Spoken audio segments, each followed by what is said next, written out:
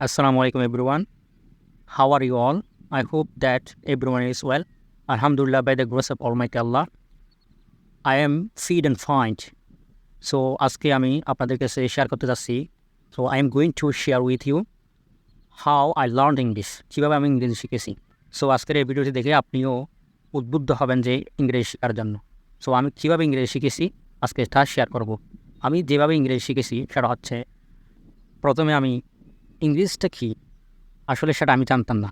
আমার বন্ধুদেরকে বলতাম যে যারা আমার সাথে পড়ালেখা করতো, আমি তাদেরকে বলতাম যে এই ইংরেজিতে কে সৃষ্টি করেছে, তাকে একবার কি আমাকে এনে দিতে পারবা, আমি তাকে মেনে ফেলবো।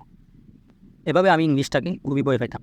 তো আমি কী করতাম, প্রথমে আমি ইংলিশটা রিডিং পড়তে জানতাম না। শিখতে আমাদের পাশাপাশি লাগবে রিডিং। তো আমি আপনাদের প্রথম থেকে বলি যে আমি যখন ইংরেজি শিখতেছি তখন আমি ইংরেজিটা মুখেও পারতাম না। যেমন ABCD এগুলো কিন্তু আমি জানতাম না। তো এগুলোর বাংলা কী মিনিং সেটাও জানতাম না। তো আমি যখন আমি ইংরেজি জানতে শুরু করেছি, আমি প্রথমে ইংলিশটা আগে রিডিং শিখে নিয়েছি। যেমন আগে প্রথমে শিখেছি এ সমান কি, এমন বি সমান বাংলাতে কী করা হয়, অর্থাৎ বি সমান ব, এ সমান অ, এ ধরনের বাক্যগুলো আগে আমি শিখে নিয়েছি। কারণ যেহেতু আমি যারা আমরা মেসেঞ্জার অনেকে বন্ধুদের সাথে সেটিং করে থাকি যে আমরা যে বাংলাগুলো লিখি সে বাংলাগুলো কিন্তু ইংরেজিতে কীভাবে লিখতে হয় সেটা কিন্তু জানতাম না। তো আগে সেগুলো আমি শিখে নিয়েছি। দেন ওখান থেকে আস্তে আস্তে করে যখন মিজানুর রহমানকে পেয়েছি, তখন মিজানুর রহমান বক্তৃতার মাঝে কিছু ইংলিশ সেন্টেন্স বলতো, সেই সেন্টেন্সগুলো কিন্তু আমি লিখে রাখতাম এবং সেগুলিকে মুখস্থ করতাম। এখন শুধু তো মুখস্থ করলে হবে না, এগুলো কীভাবে বলে সেগুলো তো জানতে হবে। তো আমি কী করতাম, সংক্ষিপ্ত আকারে কিন্তু বলতেছি, অনেক কাহিনী ইংরেজি শেখার জন্য অনেক সময় লেগেছে। তো বলতে চাচ্ছি, যখন শুরু করতেছি তখন আমি টেন্সটা জানি না। এখন হোয়াট ইজ দ্য টেন্স কি আসলে সেটা আমি জানতাম না। তো আগে প্রথমে আমি টেন্সটা শিখে নিয়েছি। টেন্সটা আয়ত্ত করার পরে কিছু বুকে বুলেট শিখেছি এবং সেই বুলেট দিয়ে আস্তে আস্তে বাক্য তৈরি করা শিখেছি। এখন বাক্য কোথায় থেকে তৈরি করা শিখেছি, ইউটিউবে কিন্তু অনেকে অনেক রকমের ভিডিও কিন্তু আপলোড করে। তো ওখান থেকে ভিডিও দেখে দেখে কীভাবে একটা বাক্যকে লং করা যায় ওগুলো আগে শিখে নিয়েছি। তো ওখান থেকে আমি ইংলিশ জার্নিতে আস্তে আস্তে শুরু করতে লাগলাম।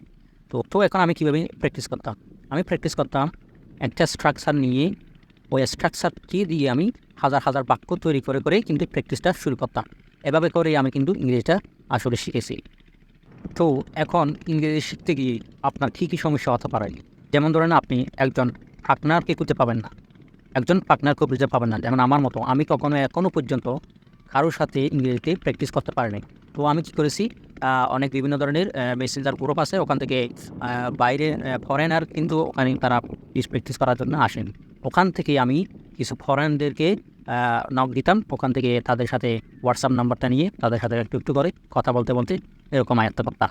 তো এভাবে করে কিন্তু ইংরেজিটা শেখা হয়। তো আপনারাও চাইলে বিভিন্ন ধরনের মেসেঞ্জার গ্রুপ আছে যারা ইংলিশ প্র্যাকটিস করে, ওখানে গিয়ে আপনিও প্র্যাকটিস করতে পারেন। তো আরেকটা কথা, সেটা হচ্ছে ইংলিশ শিখতে গেলে একটা ভালো এনভায়রনমেন্ট লাগবে। অবশ্যই ইউ নিড অ্যান এনভায়রনমেন্ট। তাই এনভায়রনমেন্ট অবশ্যই দরকার ইংরেজি শেখার জন্য। তো ভালো একটা এনভায়রনমেন্ট তৈরি করুন আর আস্তে আস্তে করে আপনি ইংরেজি জার্নিটা শুরু করুন। ইনশাল্লাহ একদিন ইংরেজিতে কথা বলতে পারবেন, অবশ্যই পারবেন। আর আমি এভাবে কোনো ইংরেজ না জেনেও যদি ইংরেজিতে কথা বলতে পারি, আপনি কেন পারবেন? তো আপনি এভাবে করে ইংরেজিটা শুরু করেন, অবশ্যই আপনি পারবেন। তো থ্যাংক ইউ সো মাচ। আজকে এতটুকু, দেখা হবে নতুন অন্য কোনো ভিডিওতে। ততক্ষণ পর্যন্ত ভালো থাকুন, সুস্থ থাকুন। টিল দেন, সালামু আলাইকুম।